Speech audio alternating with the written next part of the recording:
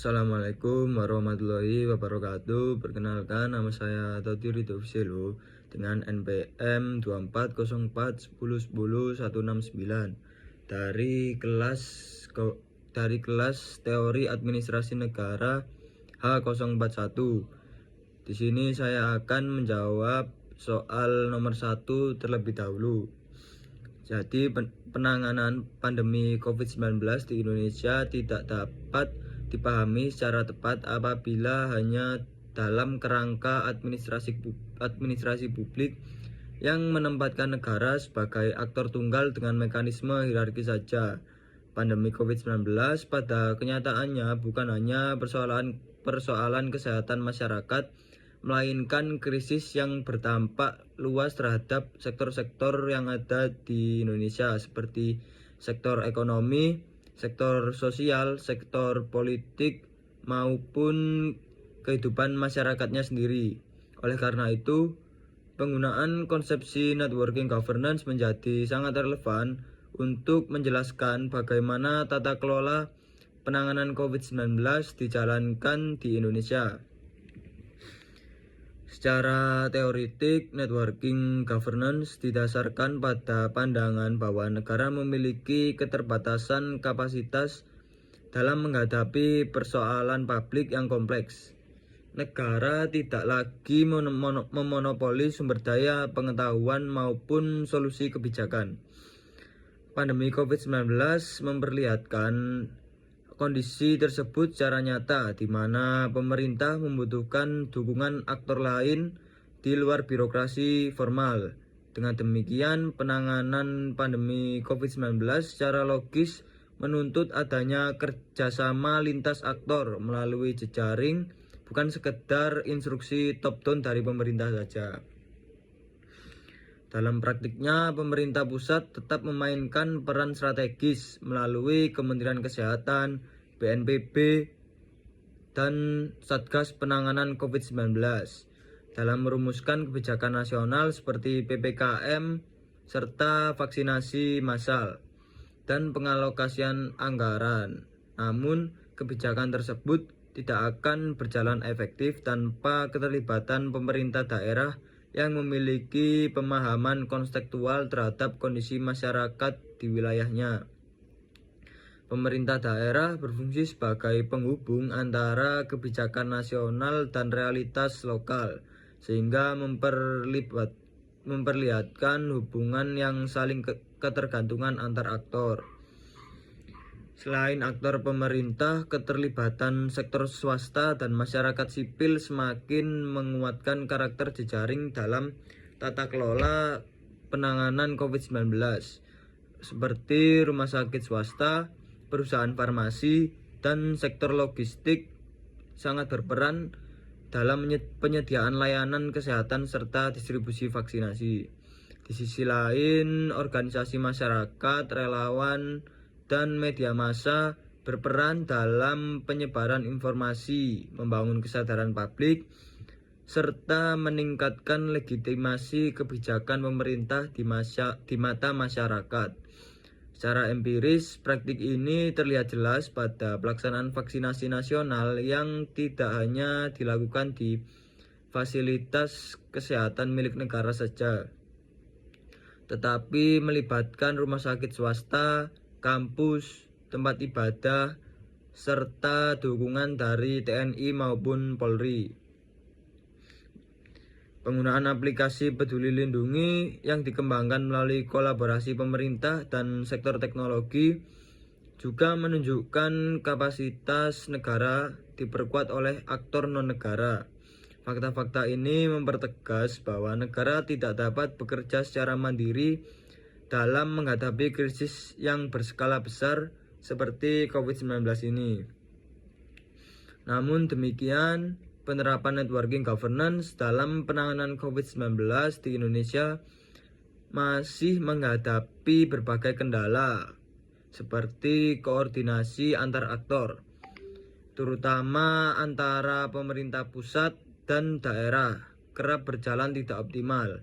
Perubahan kebijakan yang cepat dan komunikasi publik yang kurang konsisten menimbulkan kebingungan di masyarakat. Dalam perspektif jejaring, kondisi ini menunjukkan lemahnya manajemen jaringan serta rendahnya tingkat kepercayaan publik terhadap kebijakan pemerintahnya sendiri. Dengan demikian dapat disimpulkan bahwa penanganan COVID-19 di Indonesia mencerminkan praktik networking governance yang masih dalam pengembangan, belum dikatakan berjalan sempurna. Model jejaring yang terbentuk cenderung bersifat managed network, di mana pemerintah tetap memegang peran yang sangat dominan. Hal ini menunjukkan bahwa Indonesia telah bergerak ke arah paradigma governance, meskipun belum sepenuhnya meninggalkan pola governance yang bersifat hierarkis. Baik, selanjutnya saya akan lanjutkan menjawab soal nomor 2.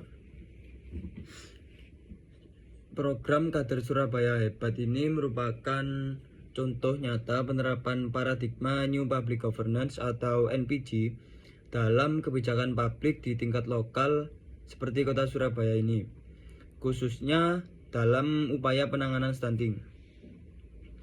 Argumen utama yang dapat dikemukakan adalah bahwa stunting bukanlah masalah yang dapat diselesaikan hanya melalui intervensi birokrasi pemerintah saja, karena permasalahan ini berkaitan erat dengan pola hidup, kondisi sosial, serta kesadaran masyarakatnya sendiri. Dalam paradigma New Public Governance, pemerintah tidak lagi berperan sebagai pelaksana tunggal kebijakan, melainkan sebagai fasilitator yang mengelola kolaborasi berbagai aktor.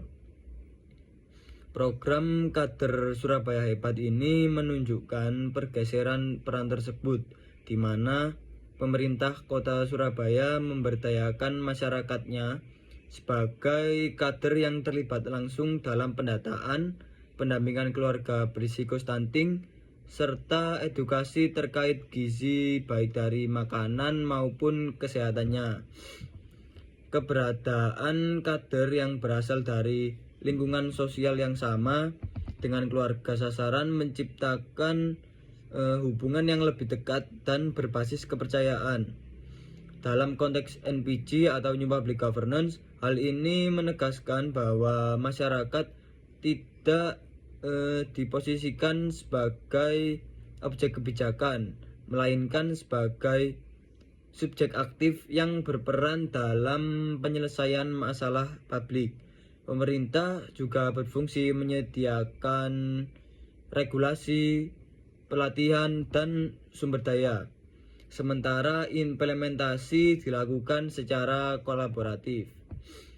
Dari data pemerintah Kota Surabaya menunjukkan adanya tren penurunan angka stunting yang relatif lebih baik dibandingkan dengan rata-rata nasionalnya.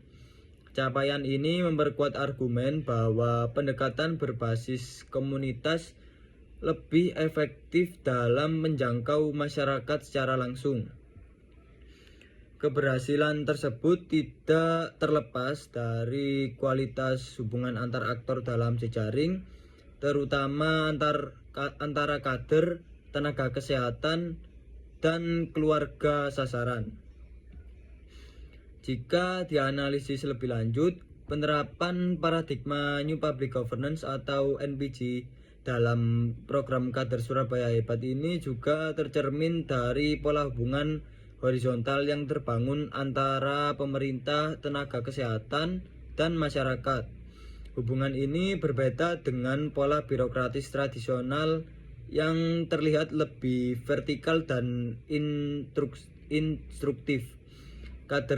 Kader tidak hanya menjalankan perintah saja, tetapi juga berperan sebagai aktor yang memiliki pengetahuan lokal dan pengalaman sosial yang penting dalam pengambilan keputusan di tingkat lapangan. Secara teoritik, hal ini sejalan dengan pandangan NPG yang menempatkan pengetahuan sebagai sesuatu yang mendistribusi dalam jaringan, bukan dimonopoli oleh birokrasi. Apabila ditinjau dari perspektif tata kelola kebijakan publik, program Kader Surabaya Hebat ini juga menunjukkan pergeseran penting dalam pola akuntabilitas. Dalam paradigma New Public Governance, akuntabilitas tidak hanya bersifat vertikal kepada pemerintah, tetapi juga bersifat horizontal kepada masyarakatnya. Kader berada pada posisi strategis karena harus mempertanggungjawabkan kinerjanya tidak hanya kepada pemerintah Kota Surabaya saja, tetapi juga kepada warga di lingkungannya sendiri. Mekanisme kontrol sosial ini relatif lebih kuat dibandingkan pengawasan birokratis dan secara empiris berkontribusi pada meningkatnya kepatuhan keluarga sasaran terhadap intervensi stunting. Dengan demikian, implementasi program ini juga menghadapi sejumlah hambatan. Perbedaan kapasitas dan komitmen antar kader juga berpotensi mempengaruhi efektivitas program. Selain itu, koordinasi lintas sektor belum sepenuhnya berjalan optimal. Apabila dilihat stunting yang berkaitan dengan sanitasi, pendidikan, dan kondisi ekonomi keluarga, tantangan keberlanjutan program juga menjadi isu penting, terutama terkait motivasi dan dukungan terhadap kader. Dengan demikian, dapat ditegaskan bahwa program Kader Surabaya Hebat ini secara konseptual telah menerapkan paradigma New Public Governance atau NPG, namun keberhasilan untuk jangka panjang program ini sangat bergantung pada kemampuan pemerintah dalam menjaga kualitas kolaborasinya, meningkatkan kapasitas aktor, serta memastikan keberlanjutan jejaring kerjasama antar aktor sendiri. Baik, selanjutnya saya akan menjawab soal terakhir, yaitu yang ketiga. Paradigma New Public Governance dipandang lebih relevan dibandingkan paradigma administrasi publik sebelumnya karena perubahan karakter masalah publik yang semakin kompleks dan dinamis. Masalah publik saat ini tidak lagi bersifat sederhana dan sektoral, melainkan melibatkan banyak aktor dan kepentingan sehingga menuntut pendekatan tata kelola yang lebih kolaboratif. Paradigma Old Public Administration menekankan hierarki dan kepatuhan terhadap aturan birokrasinya. Pendekatan ini relatif stabil namun kurang responsif terhadap dinamika sosial. Sementara itu, New Public Management berfokus pada efisiensi dan kinerja, tetapi seringkali menggeser posisi warga negara atau citizen menjadi sekedar pelanggan pelayanan publik, sehingga mengabaikan nilai partisipasi dan kepentingan kolektif. New Public Governance atau NPG menawarkan pendekatan yang berbeda dengan menempatkan kolaborasi dan jejaring sebagai inti tata kelola publik. Dalam paradigma ini, pemerintah tidak kehilangan peran tetapi bertransformasi menjadi pengelola jejaring yang mengkoordinasikan aktor negara, swasta, dan masyarakat sipil. Pendekatan ini memungkinkan kebijakan publik menjadi lebih adaptif dan responsif terhadap kebutuhan masyarakatnya. Secara empiris, berbagai kebijakan di Indonesia menunjukkan bahwa pendekatan partisipatif dan kolaboratif cenderung menghasilkan legitimasi publik yang lebih kuat. Penanganan COVID-19, program penurunan stunting, serta mekanisme perancangan partisipasi seperti Musrenbang menjadi contoh bahwa keterlibatan masyarakat meningkatkan kepatuhan dan efektivitas kebijakannya. Keunggulan New Public Governance juga terlihat dari kemampuannya membangun kepercayaan publik, sesuatu yang seringkali gagal dicapai oleh pendekatan yang bersifat top-down atau terlalu berorientasi pada efisiensi. Kebijakan yang dirancang tanpa partisipasi masyarakat cenderung menghadapi resistensi. Sebaliknya, New Public Governance membuka ruang dialog dan kolaborasi sehingga kebijakan tidak hanya efektif secara teknis saja, tetapi juga dapat diterima secara sosial oleh masyarakatnya. Selain itu, New Public Governance ini memiliki keunggulan dalam mengakomodasi konteks lokal. Paradigma ini memungkinkan kebijakan disesuaikan dengan karakteristik sosial dan budaya masyarakatnya melalui mekanisme jejaring. Dalam konteks Indonesia yang memiliki tingkat keragaman wilayah dan sosial yang tinggi, fleksibilitas ini menjadi keunggulan strategis. Kebijakan yang adaptif terhadap kondisi lokal cenderung lebih berkelanjutan dan relevan. Selanjutnya, dari sudut pandang keberlanjutan kebijakan publik, paradigma New Public Governance ini memiliki keunggulan yang tidak dimiliki paradigma sebelumnya. Kebijakan yang dirancang dan dijadikan melalui jejaring kolaboratif cenderung memiliki daya tahan yang lebih kuat terhadap perubahan kepemimpinan serta dinamika politik. Hal ini disebabkan karena kebijakan tersebut tidak hanya bergantung pada legitimasi formal pemerintah saja, tetapi juga pada dukungan aktor dan komitmen aktor non-negara yang terlibat.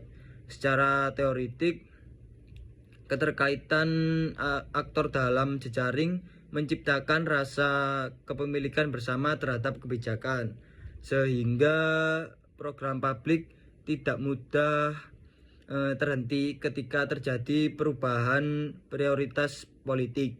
Dalam konteks empiris di Indonesia, berbagai program berbasis komunitas menunjukkan keberlanjutan yang relatif lebih baik dibandingkan program yang sepenuhnya dikendalikan oleh birokrasi.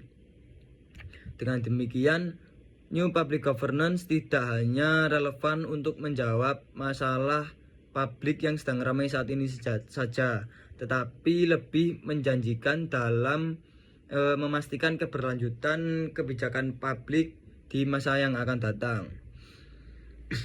Dengan demikian, secara teoritik dan empiris, New Public Governance atau NPG ini dapat dipandang sebagai paradigma yang lebih solutif karena mampu mengintegrasikan efisiensi, demokrasi, serta kolaborasinya. Paradigma ini tidak meniadakan atau meninggalkan peran negara, tetapi justru memperkuat peran negara sebagai pengelola kepentingan publik dalam jejaring yang lebih kompleks.